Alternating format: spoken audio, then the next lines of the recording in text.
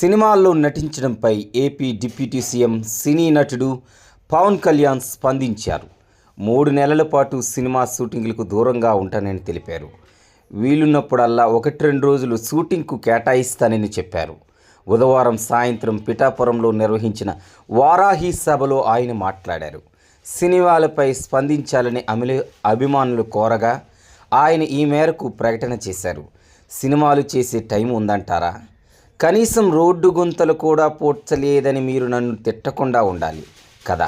అందుకే ముందు చెప్పిన పని చేయాలి. లేదంటే నిన్ను ఎన్నుకుంటే నువ్వెళ్ళి ఓజీ చేస్తావా? క్యాజీ అంటే నేనేం సమాధానం చెప్పాలి? షూటింగ్ విషయంలో క్షమించమని నిర్మాతలను కోరా. ఆంధ్రప్రదేశ్ ప్రజలకు సేవ చేసుకుంటూ